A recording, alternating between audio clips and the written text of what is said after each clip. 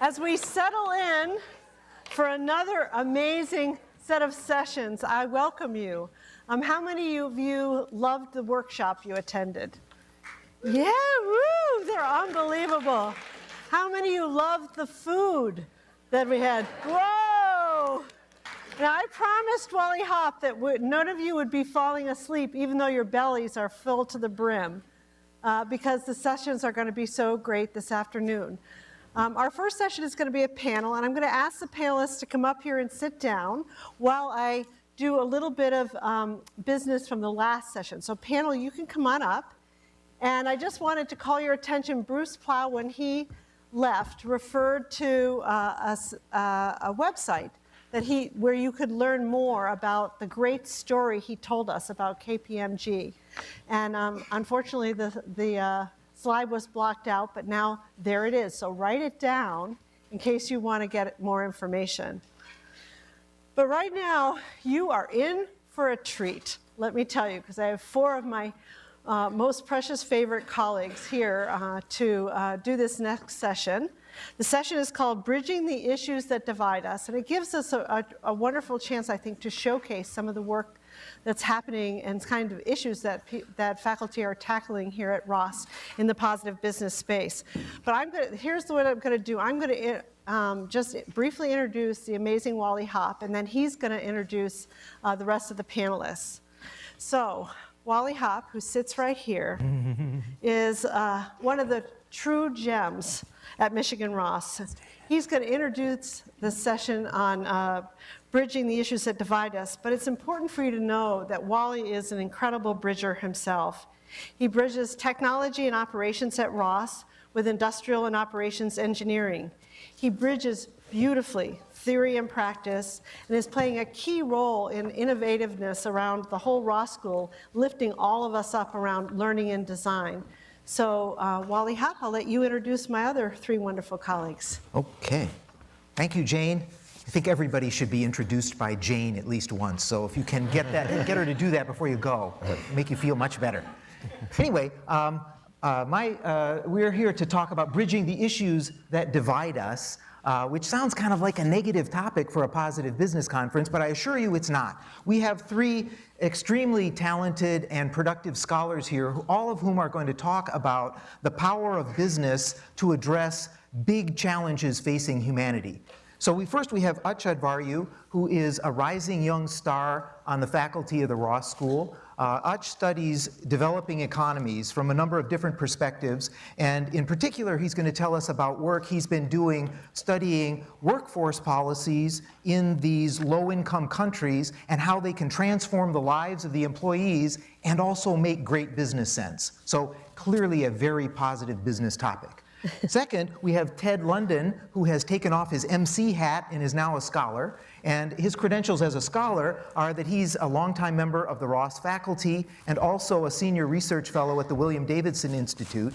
And Ted has been studying poverty alleviation for a long time, not as philanthropy, but as business.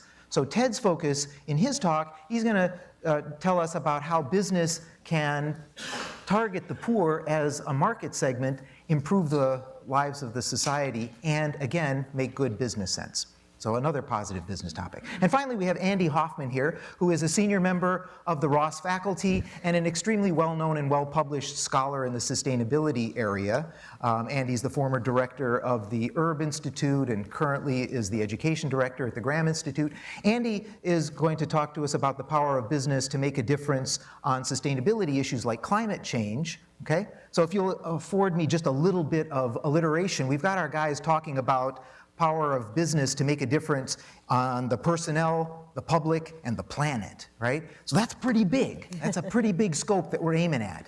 And when you get that big, you're into complex territory, because now we're talking not just about executing a business strategy, we're talking about changing our perception of the role of business, of the relationship between the stakeholders in business, of the interface between business and science and politics and who knows, right? And when you do that, the discussions go far beyond just the facts. And so Andy's going to talk to us about how these debates about big issues like this are really much more nuanced and complicated than just factual discussions. Anyway, when we get done with that, we will go into discussion mode and talking about the positive business perspectives that we've heard, talking about the issues that potentially divide us, and talking about the bridges for bringing the potential of positive business to the practice. Those are all on scope, okay? And to get us there, if while you're listening to this, you would submit your questions to this URL that we have up on the screen, I will get them in my little machine and I'll try to put them in some sensible order and feed them to our panel, okay? And if we can do that, I hope we'll have a lively discussion and maybe build a few bridges of our own. All right, so with that, I'm going to turn it over to our speakers, and we're going to start with Ash. All right. Make sure this works. There you go. Okay, thank you, Wally. And thank you all for being here. And I'm going to try to shut up in a few minutes. And after I share my ideas, I would love to engage in discussion with you all and hear some of your own. So looking forward to hearing that. I'm going to be talking about the integration divide. So let me frame that debate for a second. The way that we produce and consume goods around the world is changing at a pace that we've never seen before in human history, okay? And a lot of this change is fueled by the three kind of forces that I've put up here: globalization, automation, the gig economy. These forces, essentially driven by technological improvements, have essentially made it such that firms can produce more at lower cost, more consistently, at higher quality, and ship these goods further in the world than we've ever seen before. What that means for consumers is that we get goods at lower prices, with more variety, more access to markets. And what it means for firms is that firms can drive down their costs and increase their bottom lines and fuel economic growth, okay? So this sounds like a sort of a fairly optimistic take, and I think we actually have a lot of room for optimism, reason for optimism. Let me give you one reason why, okay? For most of human history, we've lived in a kind of a zero-sum or zero-net growth kind of society where, because there was essentially no economic growth, my gains had to necessarily come as your losses, okay? Or the other way around. We've transitioned very rapidly over the last 200 years or so into a sort of a positive-sum world. And this has been enabled by dramatic technological improvements that continue to shape and reshape the way that we do economic production. Let me just give you an example of what's happened. If you look at the change in extreme poverty, meaning the number of people living under $2 a day, 200 years ago, 95 out of 100 people lived under $2 a day. What's that number today? It's less than 10, okay? That's a staggering achievement, and we should all sort of pat ourselves on the back right now for having achieved this as humankind. But it's also, even more so, I think, given the fact that during this time period, population has risen from 1 billion to 7 billion, okay? So sevenfold. And what this means is that economic growth has far outstripped even this large population growth and generated real gains in the way that we live, okay? So there's lots of room for optimism here. If you had to write if we had to convince newspapers to write headlines about this, we could literally write every single day, based on the facts that I've told you, that 130,000 people were lifted out of extreme poverty by the magical power of technology yesterday, okay? And we could write that headline every single day. But of course, we know that this is not necessarily, kind of even gains for everyone, and that there have been winners and losers in these scenarios. So this is one way to represent this kind of uneven progress. Here is basically everybody in the world ordered by their income 2 decades ago on the x-axis, and the y-axis basically how much that income has grown for every person over the last 2 decades. So what we see, obviously, is that most of these numbers are positive, so almost everybody's experienced some kind of income growth, but that progress has been uneven. In particular, rising incomes are most pronounced in emerging economies like China, India, Southeast Asia, some countries in Latin America, countries in sub-Saharan Africa, et cetera. And for the global elite, the 1% or 0.1% of the population, we've also seen substantial rises in income. But there's actually been people left out of this process. The poorest of the poor, all the way on the left here, have experienced essentially no change in their incomes, real incomes, over the last 20 years. And perhaps more strikingly, there's been a decline in middle-class incomes for countries like the US as well as in Western Europe, okay? So what's been going on here, the same forces, globalization, automation, et cetera, that have driven economic growth have also basically disadvantaged this targeted minority by essentially eliminating some of the mode that made them productive, right? So think about, machines replacing jobs, or, jobs being shipped overseas because of sort of global competition in the labor market. Here's two ways to represent this. On the left, I'm showing you the trends in basically exposure to automation over the last 10 years in the US. And on the y-axis, I've plotted the change in employment in these counties, okay?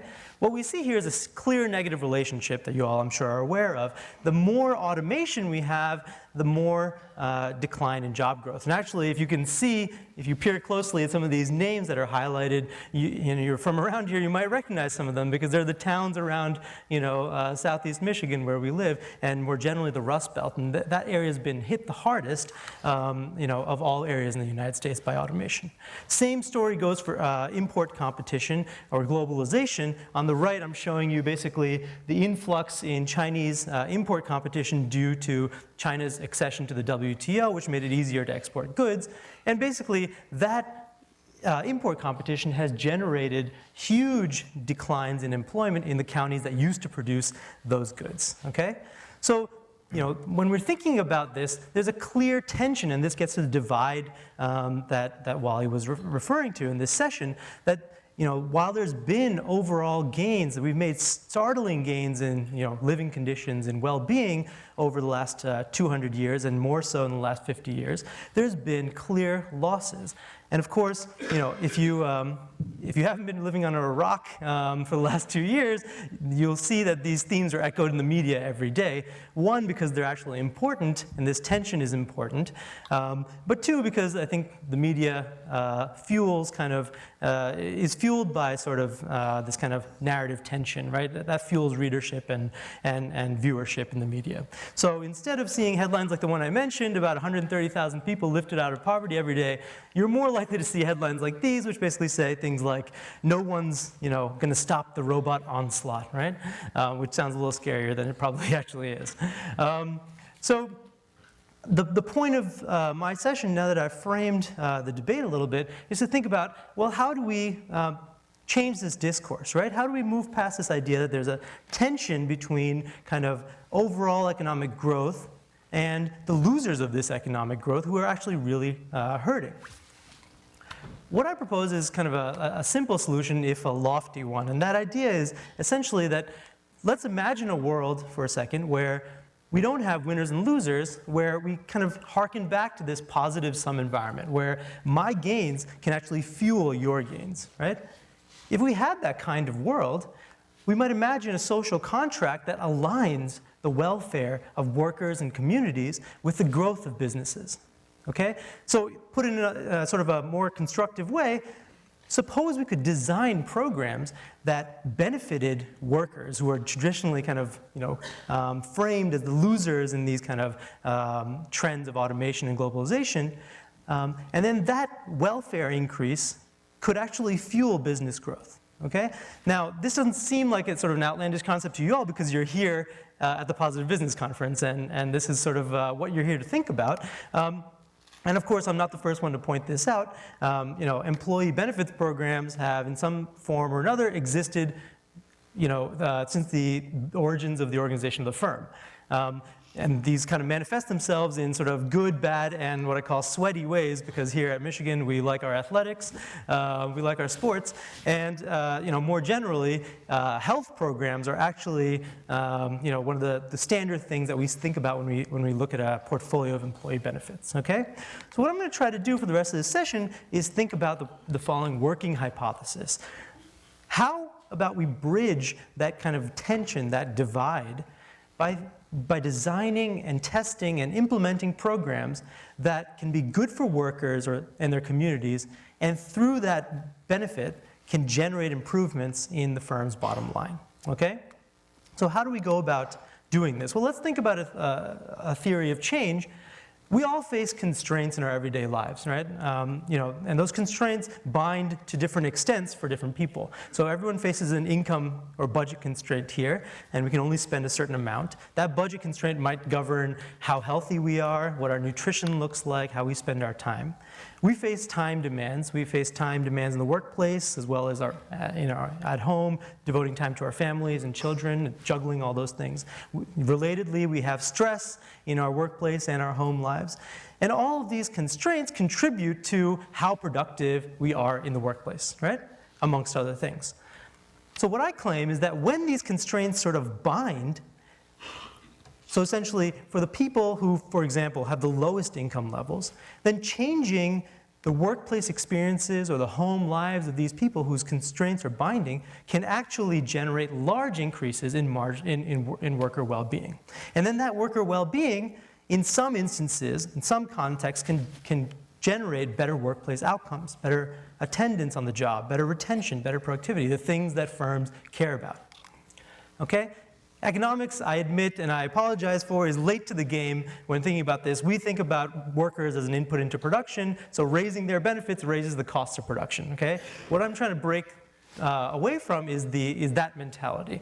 And so, better late than never, what I do and my research team does is essentially test these types of programs by rigorously evaluating them in real business environments, and then looking at impacts both on workers and on firms. Okay, so let me give you a few examples of work that we're doing and have done, and then I would love to continue this discussion in the questions, so please send your questions in. I won't feel bad if you look down at your phone now. One program we tested was a life skills program where we partnered with Gap, the clothing manufacturer, and essentially rolled out a program for female garment workers in Bangalore, India. So this is a typical work environment in the garment factory in Bangalore. This is somewhere, if you have a Gap shirt on right now, it's likely it was made in one of these factories in India. And here, women have sort of a lot of binding constraints, and we can talk more about this, later on, but I've just been totally amazed and humbled by the sort of lives that these women lead. What we did was implement a life skills program to train these women on better communication, better confidence, better conscientiousness, better financial literacy, et cetera. And then we basically implemented this program through the workplace and tested what happens when we actually skill these women up. Well, we actually found a very encouraging result. Our trial showed that basically the women's communication, their confidence, their actual skill level on the job increased. And that actually generated substantial productivity improvements for them in the workplace, okay? So it turns out that these improvements in their lives filtered back into the workplace, and actually we tracked the productivity of these women after the program was completed, and what we found was that about a year after program completion, the return on investment on this program, so the net ROI, was about 250%. So I will stack that against almost any sort of high-powered workplace incentive program and call this, a success just in the business sense, not to speak of the sort of improvements in women's lives. Okay, so here's an example of a program that had dual benefits because women's constraints were so binding, alleviating just a little bit around the edges had big impacts. We did similar studies where we looked at reducing the temperature and pollution levels on factory floors. When we did that, we saw substantial improvements in productivity as well. And we're finally completing a study in which we change the quality of managers, because managers in these settings often have very, let me put it lightly, they lack in soft skills. And what happens is that actually fuels, a lot of communication problems and ultimately, women not returning to the workplace because they're not treated well by their managers. We implemented a soft skills training program, which is the euphemism that we're using, and we basically generated managers that discriminate against women less, that are better at their communication, are rated more highly by their employees, and generated higher team productivity as a result, okay? We're doing this sort of across a whole host of different types of interventions, and our goal in sort of this research agenda is not to say, let's try everything and everything will be successful, right? Because that's not how the world works. Some programs will generate benefits for workers and not for firms. Some programs will do the opposite. They'll generate benefits for the firm, but no real benefit for the worker. What we're looking for is that kind of potentially thin slice of designing a program that's going to have that dual benefit and going to generate improvements in both workers' lives as well as firm well-being. Okay, so these are some of the activities that we're engaged in currently, and I'd be happy to speak more about that after the session. What I want you guys to walk away from this session from, sorry, someone's messing with it, yeah, I don't know. What I want you to walk away from in this session is that, in theory, it is possible to bridge this divide by kind of reimagining the social contract between workers and firms, okay? When we think about how to do this, there are clear pathways that might have this sort of dual impact on workers as well as their employer. We can then test for these impacts and implement these things and hopefully scale them up in real life. Now, that last piece I'm going to leave for question and answer because I'm out of time, and also, unfortunately, as you might have suspected, being an academic, I am terrible at management. My wife is in the audience somewhere. She'll attest to that. I'll tell you a little bit about how implementing this kind of program, has its own difficulties, and hopefully we can learn a little bit about how we might do that in your workplaces. So with that, I'm going to turn it over to Ted London, and thank you very much. I look forward to continuing the conversation. Thank you. Okay, you might have recognized me from before. Just so you get the history of it, I was on this panel before I became the co-MC. So I started here and then took a bigger role in this. And while he's done a beautiful job organizing us, I'm going to sort of pick up on Ach and talk a little bit more about poverty and this idea of scale at the firm level. But rather than focus on employees, I'm going to focus on the market. And then as we talk about it, we're talking about raising literally billions of people, which has big environmental implications. And at some level, I hope that sets up Andy and where he wants to go. So what I want to talk about is another debate, and that's this idea that helping the poor is costly, right? And we tend to think of it that way. Whoops, I'm going to come off this if I can. So here's a perspective that maybe some of you guys often use. One is, we often say this, the poor need our help, right? It's a nice thing to say. We often say that business alleviates poverty through CSR, and it certainly does. But we often see that as the main channel. And then this is sort of the debate that we often say there's an implicit trade-off between social impact and profitability. So we're going to dive into those. And as you might imagine, I'm maybe setting up an alternative reality that I want you guys to walk away with. But I suspect many of you have come into this room sort of, at least in some lines, thinking about this. And one of the things I learned from the late C.K. Prahalad, which I've always carried with me, is if we don't ask the right questions and we don't frame the debate right, we're not going to get to the answers we really want. So sometimes we actually need to change the questions in the debate we're having to really get where we want to do. So I'm going to try and change this debate into something else that I think is a little more productive. You gave it away already, but see if people can remember. How many people are on this planet? 7 billion. All right, let's see if this thing works. Thanks, guys. Boo. Right, gave it away. All right, so some of you guys may have seen me do this before. I think it's so important. If you think about this as the global population, and this is sort of right here, is maybe the $1.25 a day extreme poverty, right, that Ach is talking about. Where do you think you are on this pyramid? Tell me when to stop. Oh. Now say there are those students in the room and they go, well, I got debt, so I must be somewhere here. But where should I stop? Here? You guys, you're all part of the global 1%. Now, it's not my work, but I think it's if you earn $32,000 a year, you're in the global 1%, right? And that's not a good or a bad thing. It's just an important fact for you to realize. And what that means that you have to remember is you are part of the vast, vast, vast, vast minority of the world. Right? Most people don't live like you. They don't transact like you. They don't have access to markets like you. They don't have access to healthcare, education, some of the things that Ach was talking about, worker productivity. And one of our challenges is realizing that the way we see the world isn't necessarily the way most people see the world.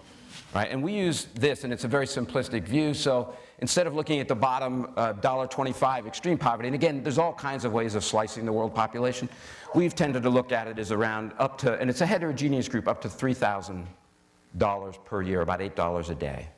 And guess what? There's 4 to 5 billion people. So I like Achyuta's statistics about, you know, coming up above $1.25. I don't know if it was $2, but usually it's $1.25. Right. But are you happy at $2 a day?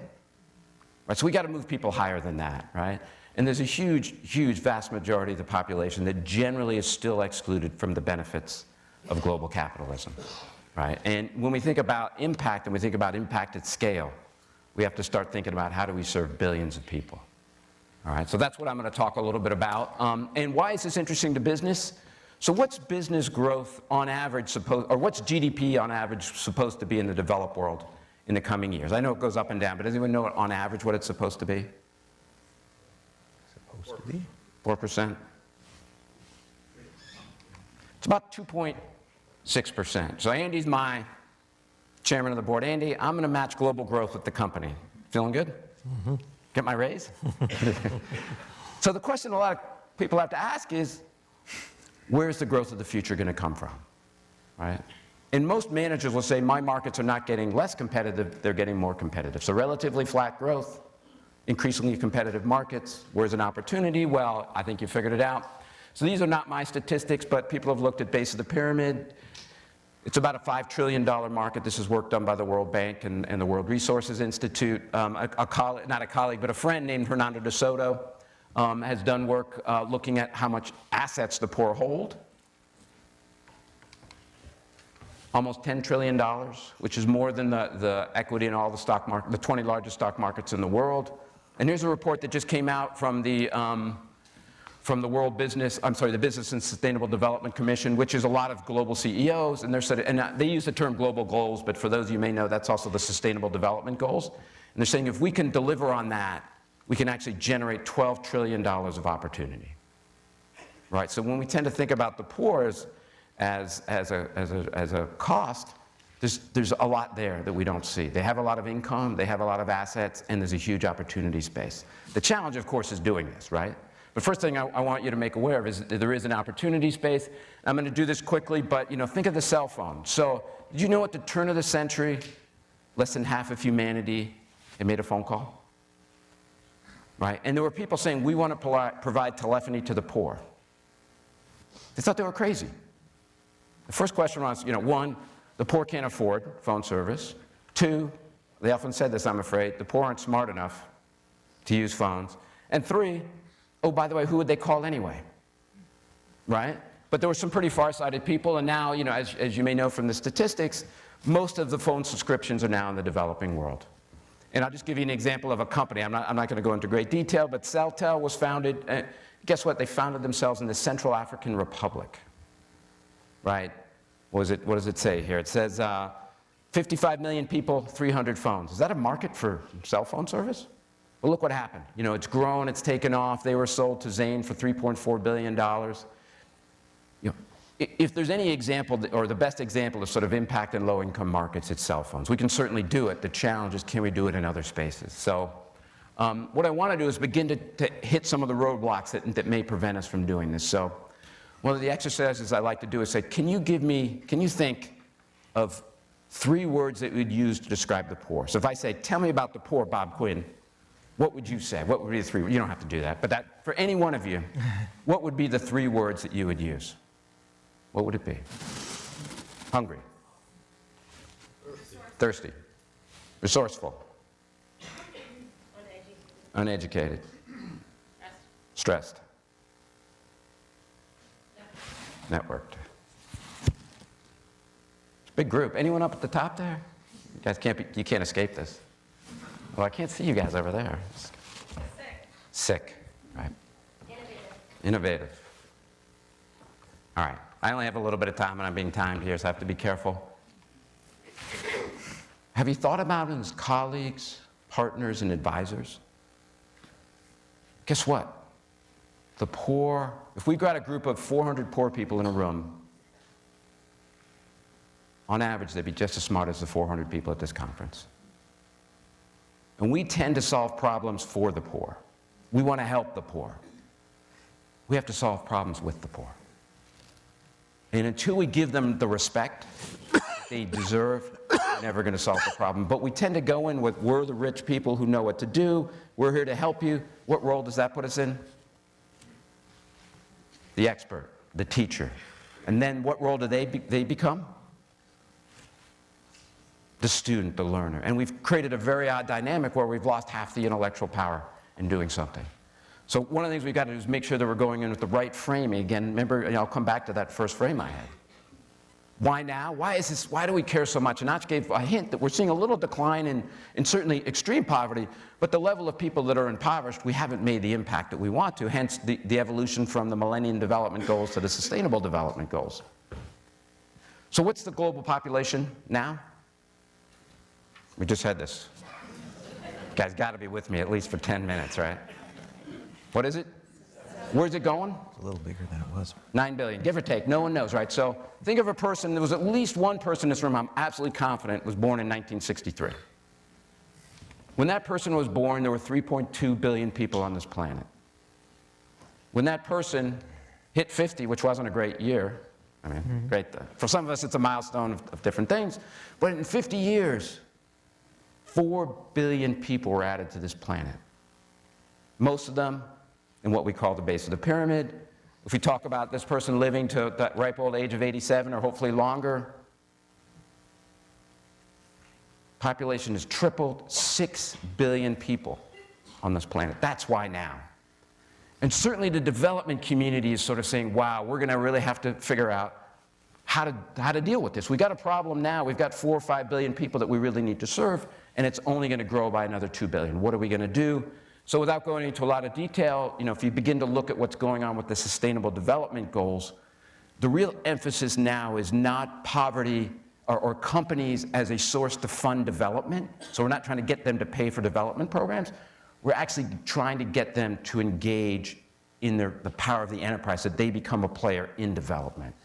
And there's a growing amount of resources that are directed towards that. They're saying there's impact investing, there's technical assistance, there's public, all kinds of different, I'm on some selection committees for challenge funds. So there's all kinds of things that are going out to help enterprises. So there's a growing recognition that these can't be separate, that we have to integrate business development, and some of the logic for business development lines up pretty nicely with the ideas of social impact, right? And the challenge here, and I call it the BOP promise, is that we can build sustainable, scalable enterprises that truly alleviate poverty.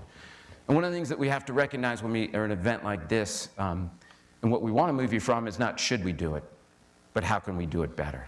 We have to do this. We have to build enterprises that serve the poor in a meaningful and scalable way. And I give you an example of an industry's mobile telephony that's had success, but it hasn't been replicated in many other areas, and that's a real challenge for us. So I guess this is a book plug. I wasn't supposed to be, but it is. And oh, by the way, it's available out there. So never mind. But that is, so this is what Achyuta's doing. We see the problems, and we try and figure out what are we going to do about this, right? So I'm not going to go through all the book, but the big idea from this is, what we need to do as scholars is begin to think about success factors. What works, what doesn't work. Because what we've seen in this domain too often is this: how do you understand value creation, and how do you build the right ecosystem of partners? So that brings me to my last slide, and I'm just about out of time. So that was where I set you guys up, right? So the poor need our help, sure. But they deserve our respect. And if we don't start by thinking them as just as smart as we are, we're never going to be successful. Business alleviates poverty through CSR, sure. But I think it does better. Business alleviates poverty better through business. So we got to build business strategies that really work. And I don't think there's an implicit trade-off. We have to focus on where do we find the positive relationship. And Ach just gave us some nice examples.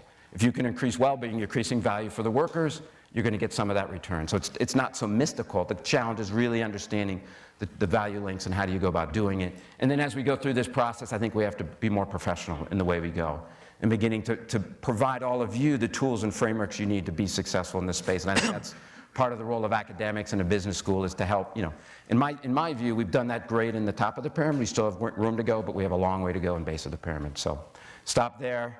use that URL to ask any questions. And I'm now fortunate to be able to turn it over to my friend and colleague, Andy Hoffman, who I know is going to be great too.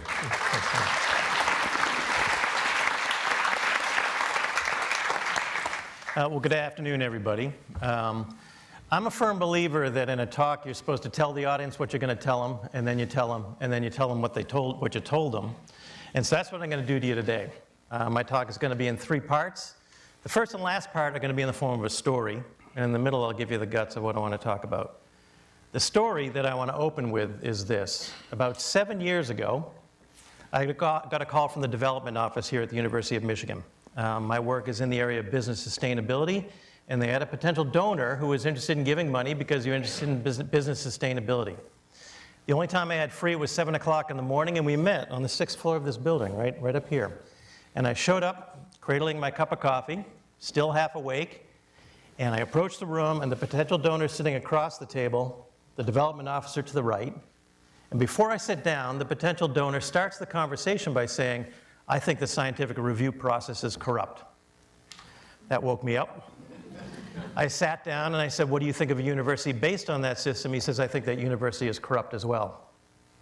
He then went on to say that he thought climate change was a hoax. And we started talking about sunspots and solar flares, and we kicked that around for a little while. And then he turned his sights on me. And he said, "Now, I want you to explain why you hate capitalism and why you want to destroy the market by teaching environmental issues in a business school." So we kicked that around for a little while. And then he said, "Now, do you know why the Earth Day is on the day it's on?" And I had become pretty punchy by then. I said, "No, why don't you tell me why Earth Day is on the day it's on?" And he said, "Because that's Karl Marx's birthday." So I turned to the development officer and I said, "What's our agenda here this morning?" And the potential donor said, "I want to buy you a ticket to the Heartland Conference." And if you're not familiar, the Heartland Conference is the #1 climate skeptics conference in the country. I did a quick scan of my calendar, found a conflict, politely declined, and ended the meeting. And I left, and I was angry. I felt that there was a bait and switch. I didn't understand where this person was coming from. I was frustrated. But through the day, the more I thought about it and the more I talked to my colleagues, the more I became fascinated. Because everything he said hung together. Everything he said represented a consistent worldview. It wasn't a worldview I shared, but it was a worldview nonetheless that allowed him to look at the science and see something completely different than I did. And with that, I began a research stream. And I started looking at the sociology and psychology of why people reject an opinion within the sciences. And that has led from paper to paper to a book. And I'll give you the punchline right now. I'm just going to put it right out there. The major thrust of this work is this. The public debate over climate change in this country right now is not about CO2, and it is not about climate models. It's not even about science. It's about clashing worldviews and threatened values that people hold dear and want to protect. And if you don't recognize that, trying to find common ground in this debate will be just 2 people talking right past each other. You will not be talking about the issues and the sub-issues in the conversation. There's the thrust. You can now go to sleep if you like. I'm going to tell it to you 2 more times. There's your first time. Let's start. There is a serious divide on climate change in this country right now. Those 2 bullets at the top describe the state of the science. The IPCC has come out with a consensus statement saying that the climate is changing and we are doing it. That statement has been endorsed by over the majority of Americans. Don't even think that scientists think that climate change is real. I don't care where you stand on the issue. Sociologically, this is fascinating. Why this divide? And it's not just climate change. There's a whole host of issues on which the public and the scientific community stand miles apart. In a world where Jenny McCarthy can convince parents not to vaccinate their children because of her research at quote-unquote going to the University of Google, can convince parents not to do this even though the American Medical Association says the link does not exist, there's an interesting issue here that we have to address. And it goes down the gamut here. You can see some of the point divides up there. What is going on? How do we make sense out of this? It's easy to say they've been fallen into the culture wars, they've been politicized, but what does that mean? And how do we make sense out of it? And that's what I want to get across to you today. If you want to think about how people process a complex topic like climate change, try and think about it through the process of reasoning and the influence of our social environments. First, we all use cognitive filters. Anytime we're presented with information that we don't fully understand, and I can assure you, most of the people in this room have not read the IPCC reports on climate change, yet most of the people in this room may have an opinion on the issue. But we look at these issues through cognitive filters. We use what's called motivated reasoning. We will readily accept something if it confirms our worldview. We will resist or even reject it if it challenges our worldview. And climate change either supports or challenges worldviews that we possess. Where do those filters come from? They come from the communities in which we associate. They come from who we identify with. They're part of our tribe.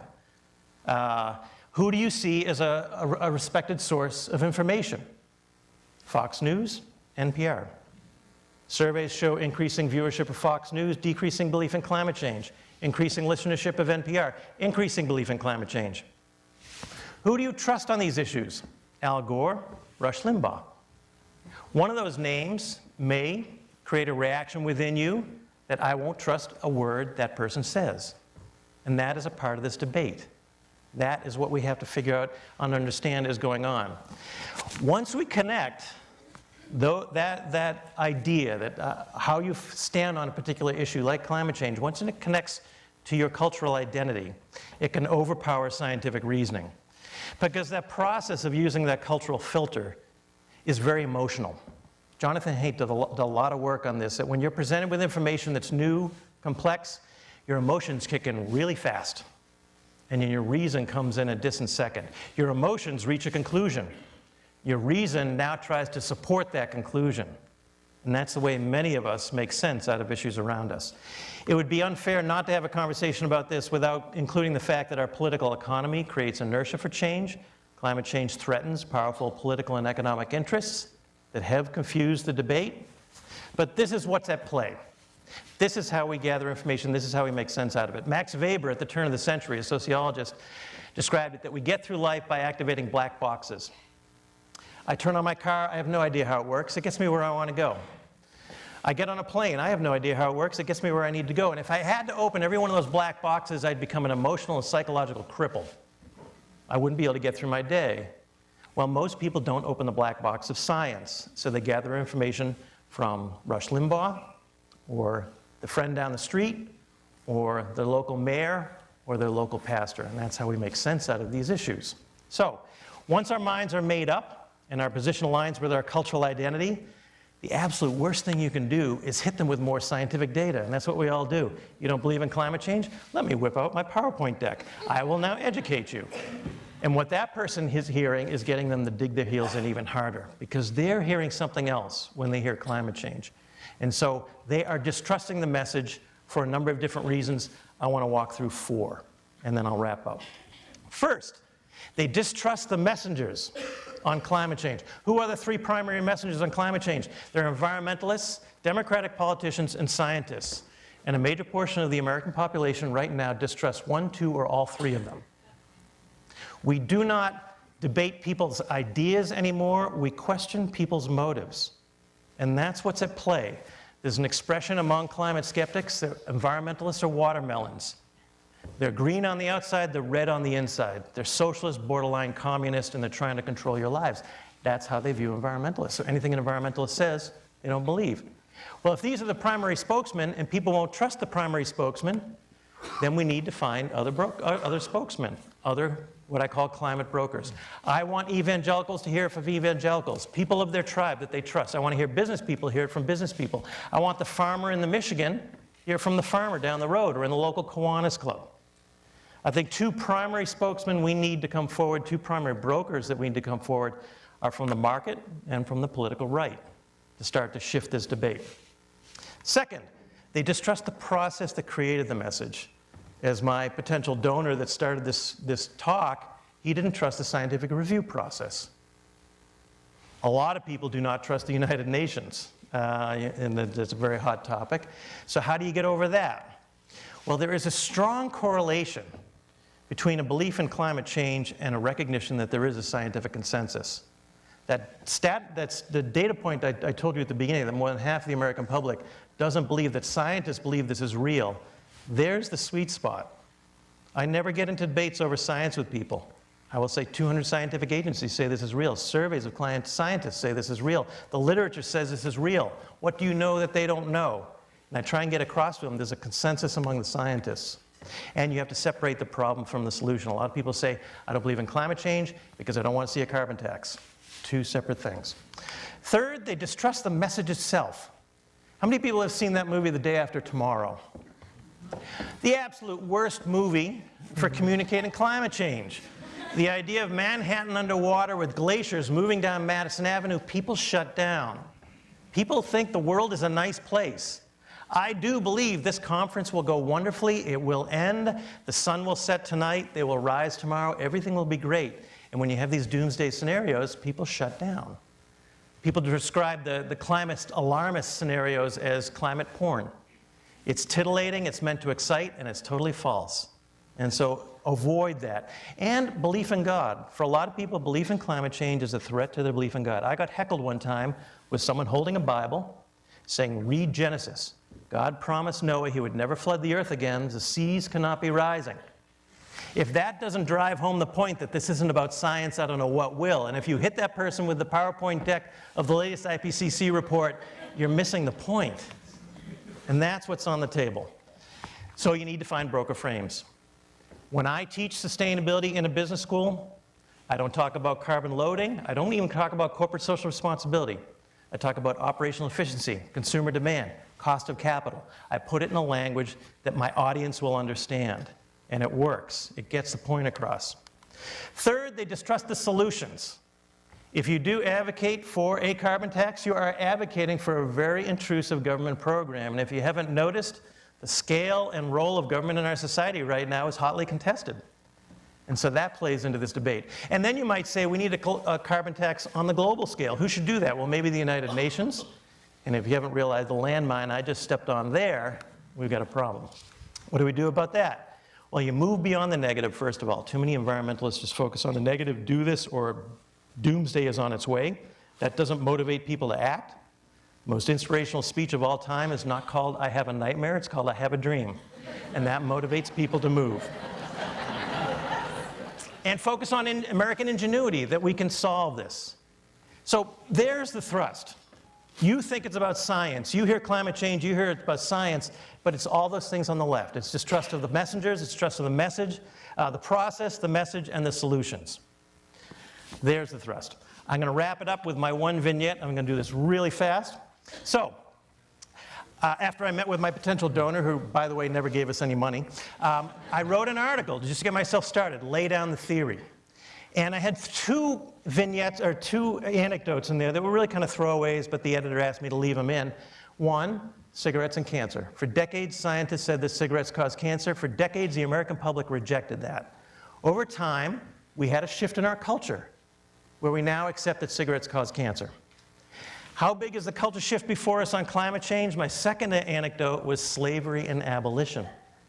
And my point was, while it is not quite a fair comparison to talk about climate change in the same light as the horrible cruelty of one race against another, there are some parallels that are important. When abolitionists stood on the street corners of London and said we have to abolish slavery, people said, you're out of your mind, you're going to ruin our quality of life, the entire economy is based on it. People are saying that now about fossil fuels. We have to abolish fossil fuels, and the reaction is the same.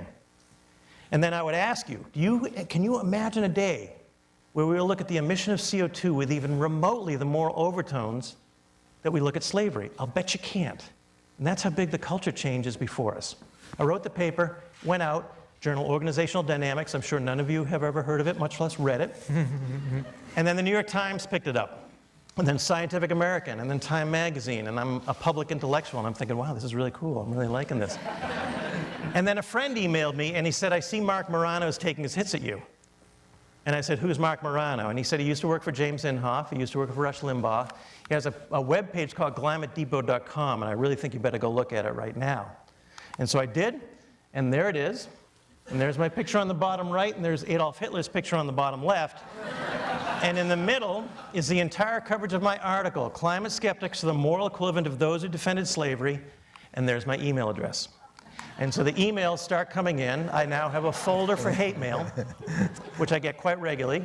And at first it stung. What do I do with this? And then I realized I'm a social scientist, so I should code it. And so that's what I did. And you will find in these emails the points I'm trying to make in this talk. I'm a criminal. CO2 is plant food. Are you a moron? You self-appointed overseers expect us peasants will take you and your fellow quote-unquote scientists seriously. I don't trust you. You're a scientist. 2, they distrust my ideology. I'm doing the work of Satan. I'll leave out the expletives. I must be a secular evolutionist. I must not believe in God, and I must believe in evolution if I believe in climate change. And then distrust of the impact. Force the U.S. to lower its standard of living. Why do you want to de-develop the world? Greetings, comrade. Why do you want the Marxist destruction of civilization? Now, they're humorous, but the point I want to make, and this is my last point, why would someone send an email like this to someone they don't know over an issue of science? Because for them, it is not an issue of science. For them, they're defending values that they feel are threatened by the issue of climate change. And if you don't recognize that, you're never going to find common ground with these people. Thank you.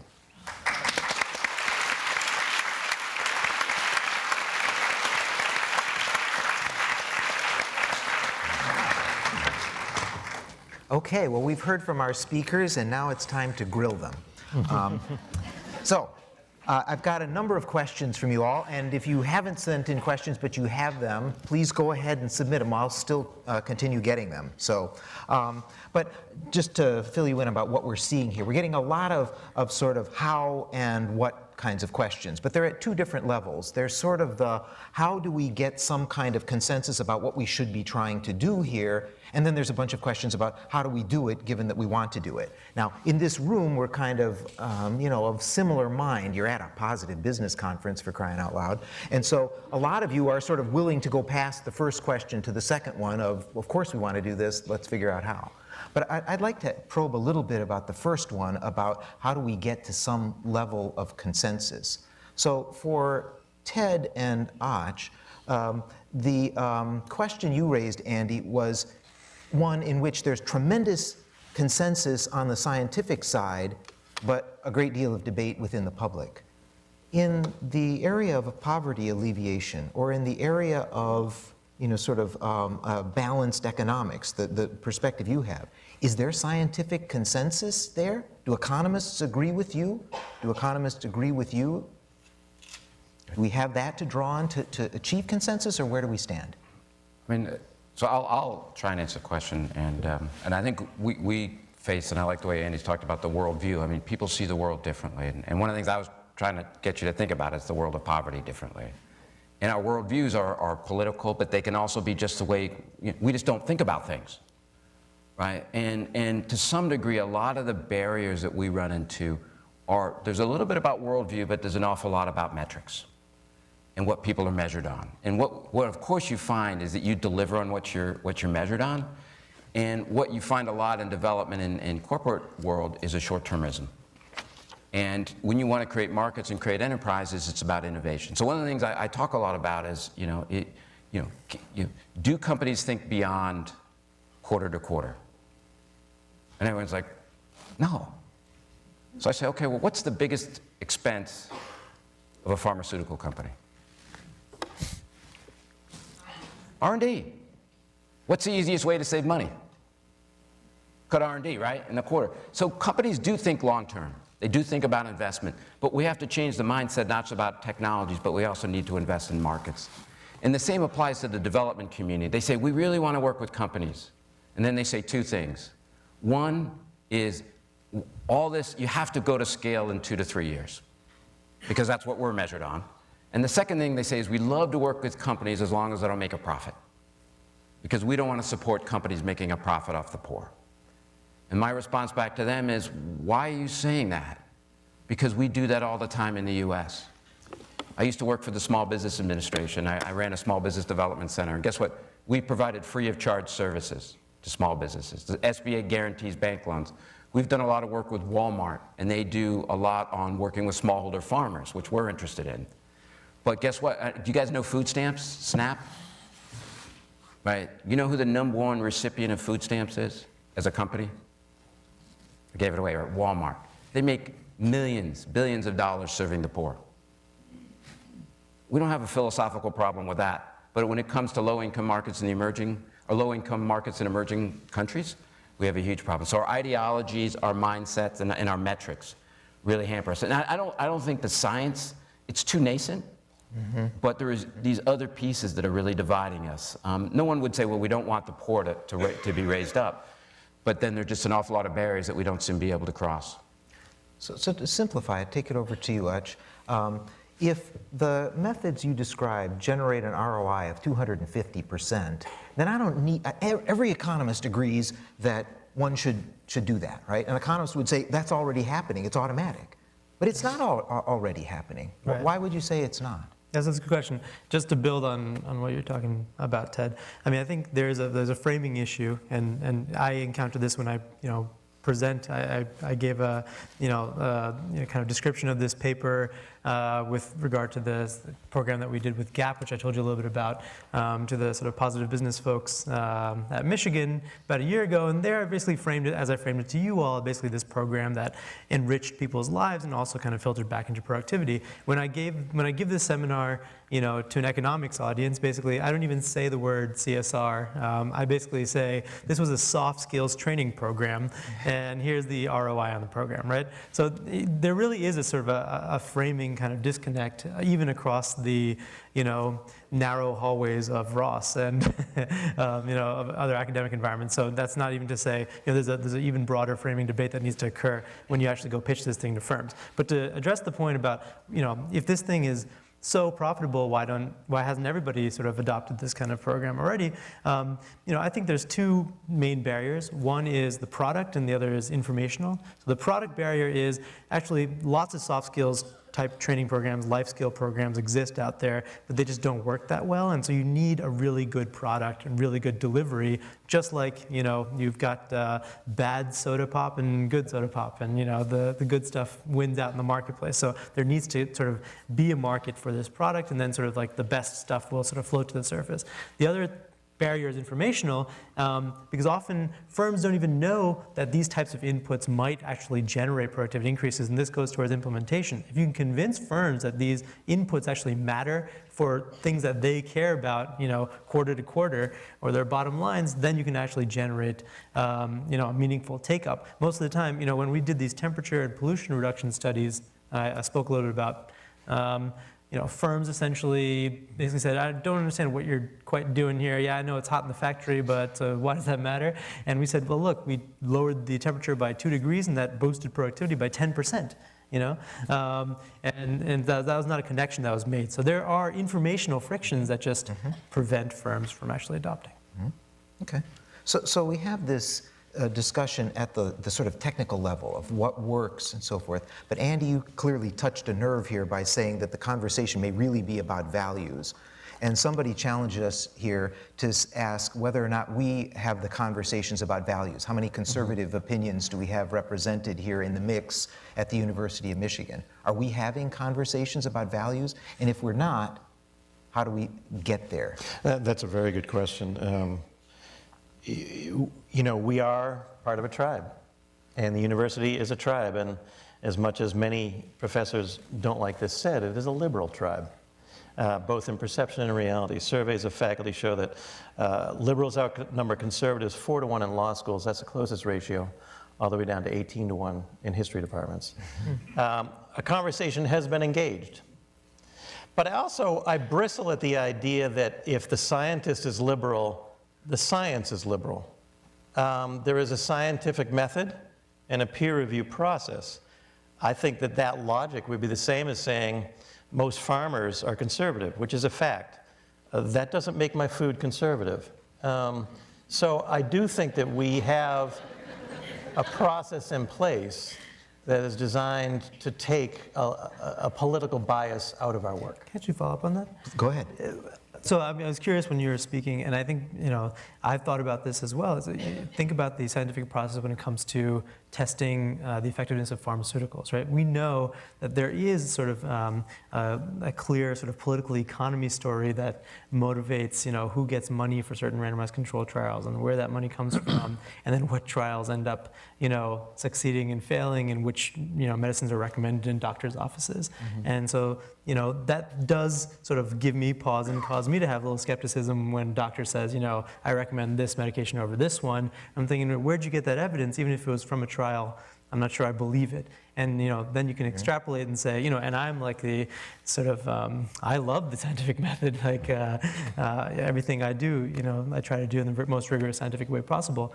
But even I'm like I'm given pause there. So how do you sort of address that kind of fundamental criticism that there are sort of biases in our scientific process? Sure. I mean, no system is perfect. And I think we live in a strange time right now where if there's any question or uncertainty in a particular system, throw the whole system out. If there's any question or doubt within climate science, all of it must be wrong. We live in this world of absolutes. So is the academic research system perfect? No. Am I going to trust that if I have to have my hip replaced, or am I going to trust WebMD? I think I'm going to go to the National Institutes of Health before I'm going to go to WebMD on what to do about my hip. So at the end of the day, we do trust the scientific process. We do. Yeah, no, so this is great. So there's no, I used to work for Conservation International, so I don't know if that makes me a watermelon or not. But one of the things that is very hard is how you interpret the science. So we have colleagues, we did a lot in Papua New Guinea, and I had a colleague talking, forest deforestation is somewhere between 2 and 20%. So if we don't do something in 5 years, the forests are gone. So sometimes, is it the 2% or the 20% that you're really taking? And I think this has been a challenge when I was in conservation is two things. One is there was, as you were saying, there's an alarmist view, and when it doesn't happen, you don't do it. And then there's a lot of infighting. So you would think the conservation group would be best buddies, but when we're out trying to defend how great we are, we're on the, WWF, I was a conservation, WWF, who cares about a stupid panda? Right? So we have different views. So we're competing for our own mind space. So just because it's a broad group of conservationists, we fight amongst ourselves, if you will. So I think that also hampers the thing that there isn't a common voice. There's a lot of infighting around this as well. I don't know if and I'm kind of curious whether you've seen that as well within these big groups. I don't quite understand what so you mentioned three messengers as conservationists, environmentalists, and scientists, but the scientists fight amongst each other, the politicians. So is it the noise within the messengers that's causing more of the problem than the messengers themselves, and why they're not trusted? To sort of Achyuta's point, that different people are saying different things about drugs. No. The point there is that right now people will put an entire group of people into one class. I don't trust all environmentalists, regardless of any kind of internal discussion. You're never going to have complete consensus. One of the questions that I have a stock answer to, journalists will ask me all the time, what does business think about X? What does that mean? I mean, the business is quite heterogeneous. What do students think about Y? That doesn't mean anything. So there will always be a multitude of voices. Even when you talk about one company, Coke did Y. I mean, what is Coke? Coke is a collection of people with different agendas trying to push through, and that's one thing we try and teach our students is the complexity of the organizational environment. And so people reading that environment will latch on to whatever will confirm the conclusion they wanted to reach in the first place. See, that scientists use the word uncertainty. There must be uncertainty in climate change, and that's the processes I'm trying to talk about. Okay. So do any of you have examples of success stories where you think that a bridge has been built, a conversation has been had across people who weren't like-minded, or somebody was convinced and that we could learn from? Yes, I have a really important one, because to bring the corporate piece to my talk, for companies, climate change is a market shift. Leave the science aside, it's a market shift. And when I talk to executives in companies that are directly connected to the natural environment, agriculture, water, energy, you ask them, is climate change happening? And they say, of course. Mm-hmm. Will you say it? No. We had the CEO of Cargill here 4 years ago, Greg Page. Our growing patterns are changing. why don't you come out and say climate change is real? Because my constituency will kill me. Then Hank Paulson came along, got a whole bunch of senior executives, CEOs together. It's called the Risky Business Report, and Safety in Numbers, and they all came out and said, climate change is real, we're doing it. And Greg Page went even further, saying, and if we don't do something about it, we'll have food shortages in the short to medium term. That's not Al Gore, that's not EDF, that's not the EPA, that's Greg Page, the CEO of Cargill. The impact on the public debate is enormous, and he needed some cover to move forward. I think the Pope stepping into the debate created cover for people to start to shift their position, or at least come out of the closet on climate change. Interesting. There are I mean, examples? so it's sort of, you have to have a historical perspective. So I've been at this nearly 30 years. I went to Africa as a Peace Corps volunteer after I got my MBA in 1989. And the shift has been amazing. And when I was at North Carolina, we had a base of the Pyramid Lab, and we'd get everyone in the world we knew, and we could get them all in one room. So in some sense, we've made tremendous progress. The conversation's changing. The big challenge is, are we at a plateau? You know, have we reached this, it's kind of a fad now, that we're doing some things that, you know, and we, you know, sort of like, you know, we've done a little bit, so that's enough, right? And we can do a little bit, you know, we can recycle, so we've solved climate change. Or maybe, you know, I'm being over facetious, but people, you know, we give a small donation, and we have a lot of work ahead of us. And there's more of a mind shift of taking this out of, you know, we have to understand the incentives and say, how do we build this in a way that makes sense for companies to make real investments, to really scale? And how does the development community really engage with companies in a meaningful way? So there's a journey to be had, but you know, if you think about it as a journey, there's been a great growth. So I'm optimistic, and now the question is, where do we go from here? And we can't rest on our laurels.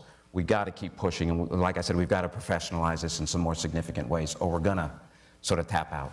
In a way? So I think, you know, first I think there's a micro element to this, and kind of this gets to the implementation of some of the sort of programming that we've been talking about. So when we went into, you know, the garment firm, who from top down was extremely willing to kind of engage with us and very forward-looking and cared about their workers, et cetera, you know, we found there even extraordinary pushback against implementing some of these programs. So we came in and said, look, we're gonna do this soft skills program for, you know, women. This is gonna be a real benefit to them. You might even see increases in productivity. We're gonna test that. And basically, the top management said, yeah, go for it, sure. Then we went down to sort of line managers and floor in charges and guys who have real sort of production constraints and stress from everyday sort of production, you know, the grind. And they basically said, what are we doing here? You know, like, I can't excuse my women, you know, my workers for 2 hours a day to sort of go take part in this program. That's crazy, right? And we have production to do here. We're not sort of just like hanging out. So, you know, there was a lot of pushback, and I think that face-to-face kind of just continual interaction and the eventual trust that developed from it was what was needed to really, you know, push these programs through. Once that happens once and you get an example of success, then you start sort of changing minds based on experience. And then I think there's a macro perspective to this too, when we're talking about that kind of, you know, broader debate about sort of winners and losers in the global economy. There, I think, you know, you need that cover. You need that basically, you know, a large firm moves in, or sort of really good examples of successful firms that have, you know, clearly made workers a priority and have kind of succeeded in doing so.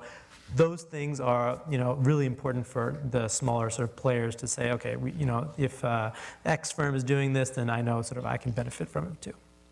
So a theme that I hear from that is that we need messengers, right? That the message has to sort of go viral in order to change minds. You said this, Andy, that sometimes the scientist can't be the messenger. It's got to be somebody else saying this. Does that lead us around to some kind of public-private partnerships that we need? You know, for instance, Hank Paulson providing cover, or other, you know, roles for government or NGOs in addition to for-profit firms if we're going to make progress on issues of this size? Or do you think we can do it incrementally within the companies just as good practice and, you know, pass them from one firm to another? I mean, can the firms that you worked with pass it on to the next?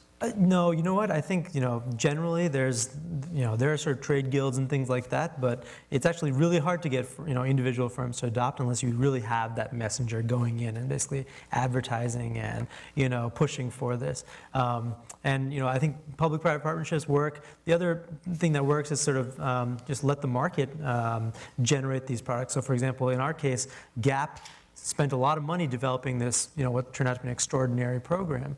Now that program is there, it's much easier to sort of convince people to adopt because all the modules are present. We know that this works in, a model firm. But that initial outlay was done by, an external player. And so that was needed, and I think that continues to be needed in many cases. Yeah, so I agree with, both these guys have said things that are spot on, that, there's a lot of intensive work that has to happen. You've got to create something that you can go from place to place. And you're not only battling, metrics, you're battling mindsets and the way we think about the world. And unless we think about this in a more holistic sense, and one of the things we use the term about interdependent, unless we can begin to think about adopting each other's metrics, to do it individually becomes very hard. And that's why I emphasize the idea that alleviating poverty is about creating value, because companies don't want to alleviate poverty, but they get the idea of creating value, right? And then you got to get over the development community's issue of like, how do we deal with profitability, right? But profitability isn't bad in and of itself, but it's become, again, it's become a bad word for maybe the green side, right? So we've got to figure out how do we make sure that we understand the mindsets and figure out, are there people, and I use a term, a chief ecosystem director. Someone that has the skills, as Andy's talking about, to make these bridges, to make these connections, and understand the other worldviews that are coming across, because we think about the world one way, and if you want to engage someone that doesn't, you got to have someone that can really help you understand that. So you're going to have these bridge breakers, and I call them a chief ecosystem director within a company that's actually trying to build the ecosystem around the firm to do this kind of thing. I think we're coming towards the end, so I'm trying to think of what to say to take your question and make an important final statement. And I think that part of what I'm talking about also is challenging business executives to look beyond the static. I mean, we are in the midst of an energy renaissance right now. And I think a funny thing about a renaissance is you never know you're in it until it's done. But if anyone were to project out 50 years and imagine what the forms of mobility we will be using or what this grid will look like, they will look fundamentally different than what they are today. And business is at the center of that. Business is the most powerful institution on earth. If they're not working on these issues, if they're not solving them, they won't be solved. And they are solving them. The price point on renewables is shifting radically. Jobs within the renewable sector is rivaling fossil fuels. The market is in flux. Business is at the forefront. I take great hope in the fact that 20 years ago, students who wanted to change the world, they went into schools of government and nonprofit management. Today, they're going into schools of business to really make a positive influence on the world. And I think that's what this whole conference, in my sense, is all about. Well, I think that's a great place to end it here. So, thank you.